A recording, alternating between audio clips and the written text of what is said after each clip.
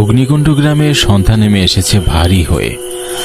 আকাশটা কোনো অজানা অভিমানে কালো মেঘে ছেয়ে গেছে। কিছুক্ষণের মধ্যেই মরমর করে বৃষ্টি নামল, তার সঙ্গে কান ফাটানো বজ্রপাত, আর দমকা হাওয়ায় গাছগুলো এপার থেকে ওপার তুলছে। গ্রামের ছোট ছোট বাড়ির উপরে খড়কুটার চাল দমকা হাওয়ায় যেন খড়কুটোগুলো উড়ে উড়ে পড়ছে মাটিতে। বৃষ্টির পানিতে তা ভেসে যাচ্ছে। বৈশাখের ঝড় বৃষ্টিতে গ্রাম বাংলা যেন এক অন্য রূপ নেয়। অগ্নিকুণ্ড গ্রাম এখনো আধুনিকতার ছোঁয়া পায়নি। ফাঁকা ফাঁকা বাড়ি, কাঁচা রাস্তা, রাস্তার মোড়ের মাথায় একটি চায়ের দোকান।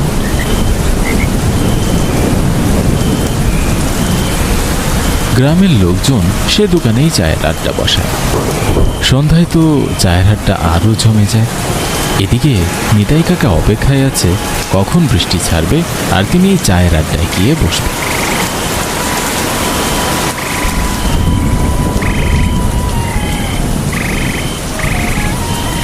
বৃষ্টি একটু থামতে না থামতেই রাস্তায় বের হলেন নিতাই কাকা। ওনার আবার সন্ধ্যায় এক কাপ চার বিড়িতে টান না দিলে হয় না। বৃষ্টিটা তেমন একটা ছাড়েনি। ফিরফিরানি বৃষ্টি গাছের পাতায় পড়ে, সেটা আবার ফোঁটা ফোঁটা হয়ে রাস্তায় পড়ে।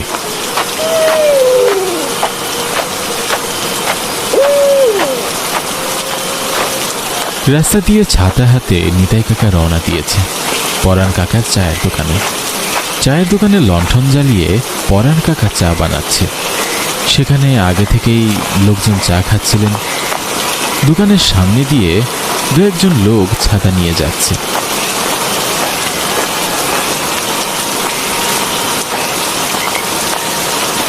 মনে হয় তারা ঝড় বৃষ্টির মধ্যে কোথাও আটকা পড়েছিল। এখন বৃষ্টি একটু ছেক দেওয়ায় কারো হাতে আবার বাজারের ব্যাগ, কেউ আবার সাইকেল নিয়ে যাচ্ছে। নিতাই কাকা চায়ের দোকানের সামনে দাঁড়িয়ে বলে,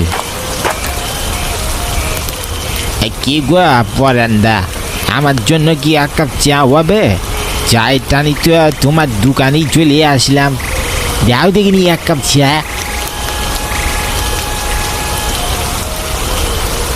নিতাই কাকার চায়ে চুমুক দেওয়ার শব্দে মনে হচ্ছে যেন তিনি অমৃত পান করছে। একবার করে চায়ের কাপে মুখ লাগিয়ে চুমুক দিচ্ছে আর গল্প করছে। চায়ের দোকানে আগে থেকেই বসেছিল ঝন্টু আর মন্টু। ঝন্টু নিতাই কাকাকে বললেন, ও নিতাই কাকা, তুমি যেভাবে চায়ে চমক দিচ্ছ মনে হচ্ছে যে অমৃত পান করছো। আর তুমি এত বয়স্ক মানুষ, এই বৃষ্টির মধ্যে তারপরে চা খেতে এসেছ? ও তোরা বুঝবি না কোন, আমার ভাত না খেলেও চলে, তবে সন্ধ্যায় এক কাপ চা না খেলে যে আমার এই রাতটাই কাটে না। চায়ের কাপ রেখে নিতাই কাকা দেশলাইটের কাঠি জ্বালিয়ে বিড়িটা ধরালেন। বিড়িতে একটা করে টান দিচ্ছে আর মুখ ফুলিয়ে ধোয়া বের করে দিচ্ছে।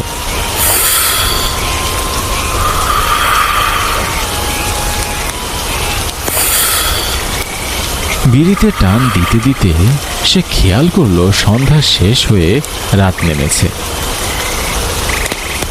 আজ আর বৃষ্টি ছাড়ার নাম নেই, তখনও আকাশ কালো মেঘে ছেয়ে আছে। নিতাই কাকা সেখান থেকে উঠে দাঁড়িয়ে তাদের সঙ্গে কথা বলে। মনে হচ্ছে আজ আর বৃষ্টি ছাড়বে না, আকাশের অবস্থাও তেমন একটা ভালো না, দেখছো না কি জোরে জোরে বজ্রপাত করছে। তোমরা সবাই বাড়ি চলে যাও, এখানে আর থাকা ঠিক হবে না এখন। বলেই কাকা বৃষ্টির পানিতে ছপছপ করে পা ফেলছে। মুষলধারে বৃষ্টি পড়ছে আর মাঝে মাঝে বজ্রপাতের শব্দ।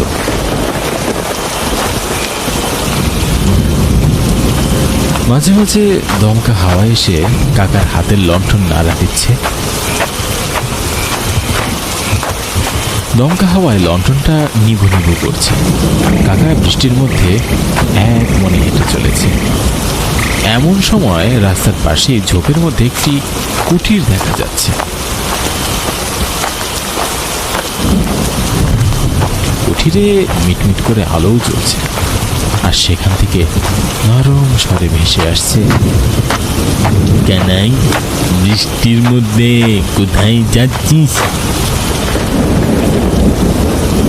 এদিকে আয়, মাথায় বাজ পড়বে, তুই মরে যাবি, আমার কুঠিরে আশ্রয় নে। কথা শেষ হতে না হতেই খুব জোরে ঝড় ওঠে আর মুষলধারে বৃষ্টি পড়া শুরু করে, আর জোরে জোরে বাজ পড়ে। কানাই কাকা সেখানে থমকে যায়। পরিস্থিতি সুবিধার না, তা দেখে সে কুড়ি ঘরের দিকে ছোপ ছোপ করে পা ফেলে, হেঁটে হেঁটে যায়।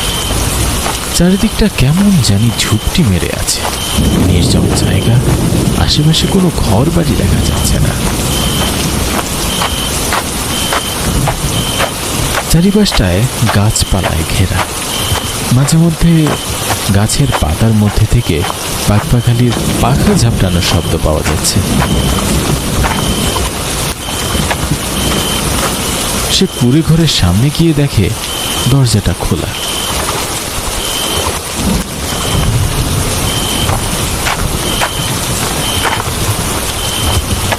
সে কুড়ে ঘরে ঢুকে চারিদিকটায় চোখ বুলিয়ে নেয়। সেখানে কাউকেই দেখতে পায় না নিতাই কাকা।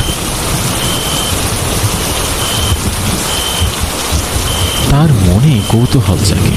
সে দাঁড়িয়ে একলা মনে বলে, কেউ তো নেই, এখান থেকেই তো ডাকছিল, কিন্তু কাউকে তো দেখছি না বাবু। কুড়ে ঘরের ভিতরে একটা লণ্ঠন জ্বলছে টিমটিম করে। ভেতরটা কেমন যেন গা ছমছমে এক পরিবেশ। বৃদ্ধ বয়স্ক কানাই কাকা একটু ভয়ে থমকে যায়। বৃষ্টির ঝড়ো হাওয়ায় কেমন একটা আতঙ্ক ভেসে বেড়াচ্ছে। বৃদ্ধ কানাই কাকা আন্দাজ করছে এখানে কিছু একটা ঘটতে চলেছে, কিন্তু কি সেটা তার অজানা। কিছুক্ষণ পর আবারও তার কানে ভেসে আসছে, কিরে নিতাই, এসেছিস? হ্যাঁ,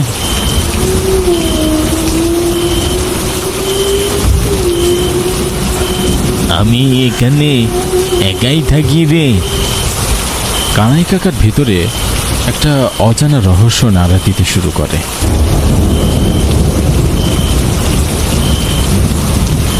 বৃদ্ধ কানাই কাকার মনে অনেক প্রশ্ন জাগে, আর ভিতরটা ভয়ে কেঁপে কেঁপে ওঠে। সময় যাচ্ছে, আর কানাই কাকার বুকের ধকধক শব্দটা বেড়েই চলেছে। এমন সময় কেউ একটা ছায়া মূর্তি অন্ধকারে আবছা দাঁড়িয়ে। কানাই কাকা জোরে একটা দম নিয়ে জিজ্ঞাসা করে, কে রে ওখানে? আমার সাথে তুমি কি ইয়ার কি মারছ? আমাকে ডেকে নিয়ে এসে মজা করছ? আমার সামনে এসে বলছি। খুব জোরে দমকা হাওয়া বইতে শুরু করে। নিতাই কাকার হাত থেকে লণ্ঠনটা নিজের অজান্তেই মাটিতে পড়ে যায়। ঘরটা অন্ধকারে ছেয়ে যায়। অন্ধকারের মধ্যে কিছু একটা তার সামনে লাফ দিয়ে পড়ে। নিতাই কাকা সেদিকে তাকাতেই দেখতে পায় একটা ছায়া মূর্তি দাঁড়িয়ে।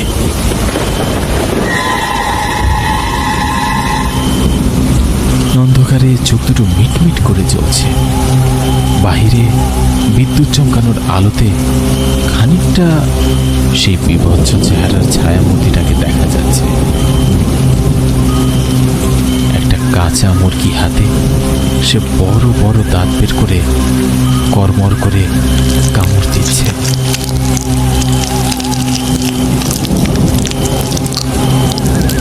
নিতাই কাকার মুখখানা ভয়ে সাদা ফ্যাকাশে হয়ে ওঠে।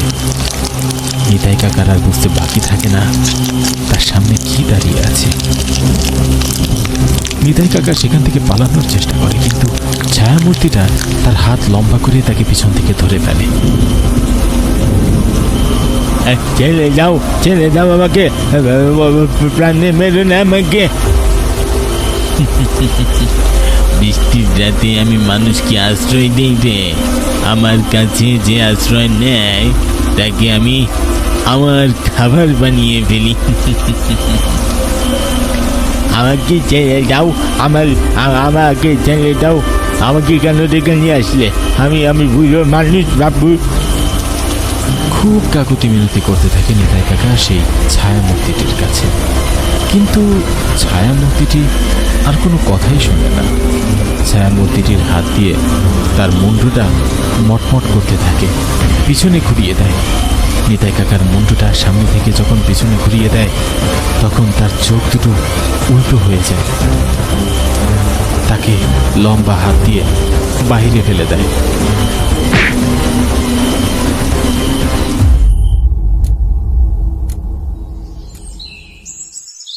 কাদামাটির উপরে নিতাই কাকার নিথর দেহটি পড়ে আছে। তাকে ঘিরে গ্রামের লোকজন নানান কথা বলছে।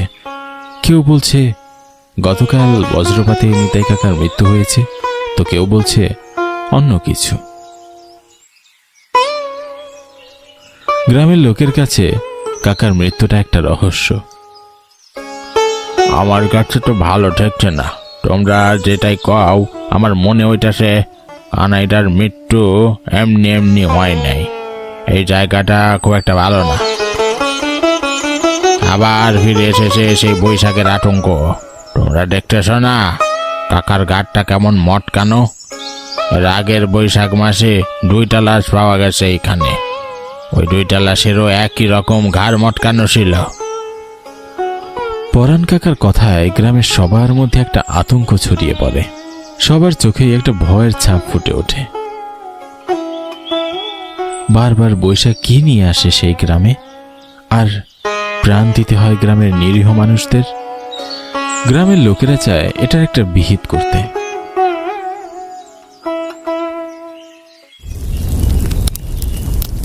কাকার নিথর দেহখান শুকনো কাঠ দ্বারা চিতায় পুড়ছে। কটকট করে শব্দ বেরিয়ে আসছে চিতার মধ্য থেকে। মনে হচ্ছে কাকার শরীর থেকে হাড়গুলো খুলে খুলে পড়ছে, রগগুলো পটপট করে ছিঁড়ে যাচ্ছে। গ্রামের লোকজনরা নীরবে দাঁড়িয়ে দেখছে, আর পরাণ কাকা তখন বলে ওঠে, আজ থেকে সন্ধ্যায় চায়ের আড্ডা আর জমে উঠবে না। নিতাই কাকা গল্পে আর ছন্দে মেতে তুলতেন চায়ের আড্ডা। আজ থেকে সেটা আর হবে না। সব যেন চিতার আগুনের সাথে মিশে গেল। চায়ের আড্ডায় যারা বসে থাকতেন তাদের মুখখানা একেবারে মলিন হয়ে গেছে।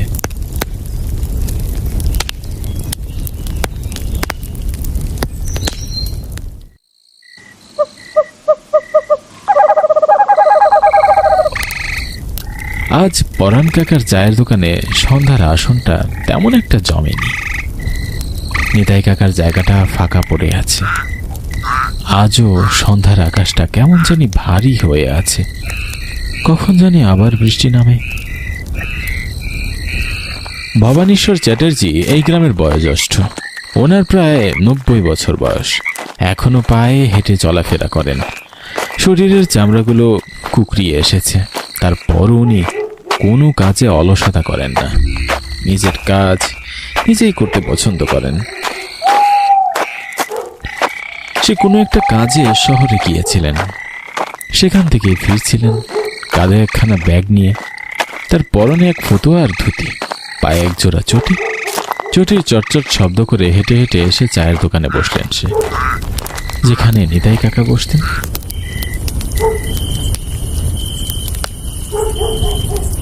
তিনি তাদেরকে বললেন, কি গো ছেলে ছোকরারা, কি খবর তোদের?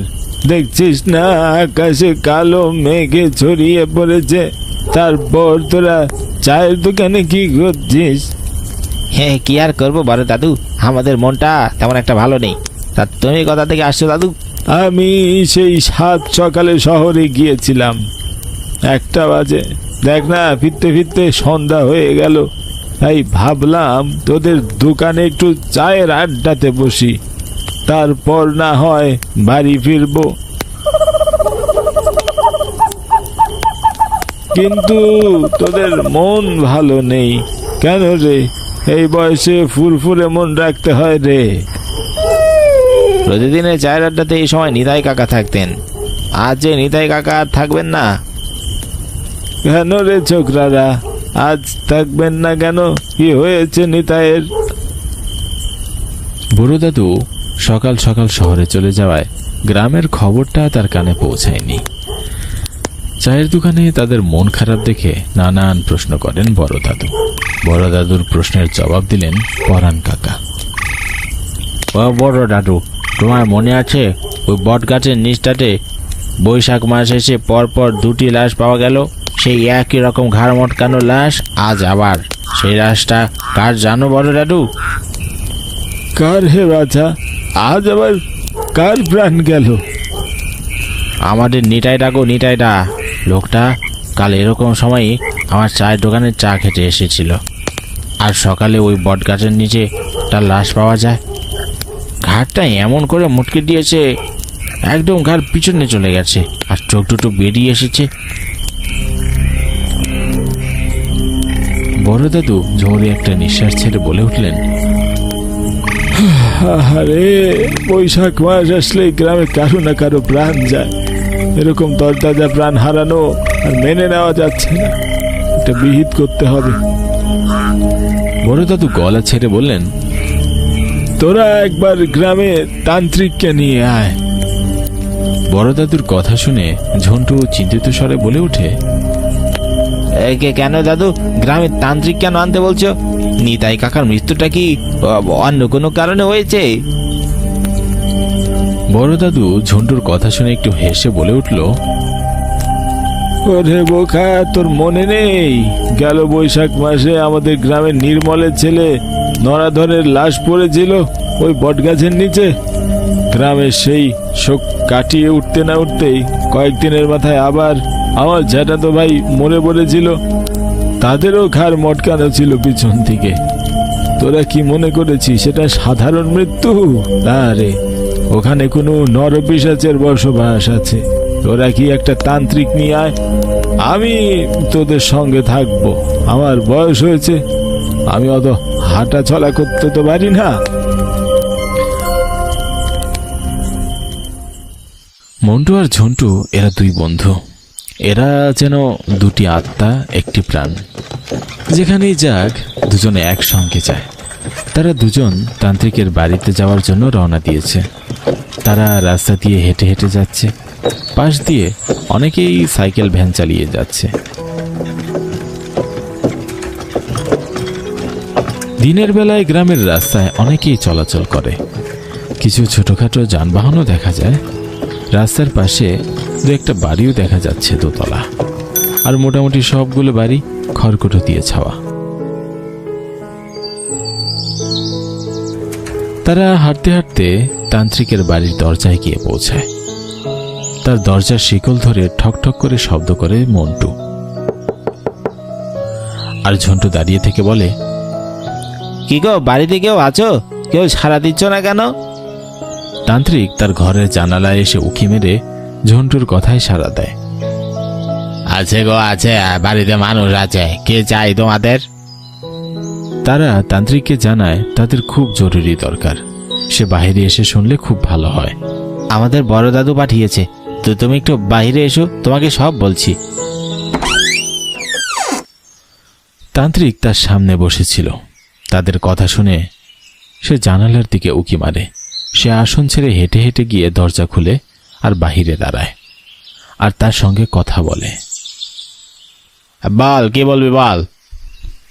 মন্টু আর ঝন্টু দুজনে সব কথা খুলে বলে তান্ত্রিকের কাছে।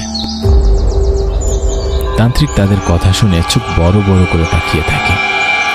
তারপর বিস্তৃত স্বরে বলে ওঠে, আমি বুঝতে পেরেছি তোরা এখানে কেন দাঁড়িয়ে আছিস। হ্যাঁ, আমি ভিতর থেকে আমার জিনিসপত্রগুলো নিয়ে আসছি, কেমন? এই কথা বলেই তান্ত্রিক হেঁটে হেঁটে ভিতরে চলে যায়। তার তন্ত্রমন্ত্রের জিনিসপত্র ব্যাগে উঠিয়ে নেয়, আবার বাহিরে বেরিয়ে তাদের সঙ্গে হাঁটতে শুরু করে। সময়টা বিকেল। রাস্তা দিয়ে তারা তিনজনই হাঁটছে। তাদের আশপাশ দিয়ে কয়েকজন লোকও যাতায়াত করছে। কারো মুখে কোনো কথা নেই।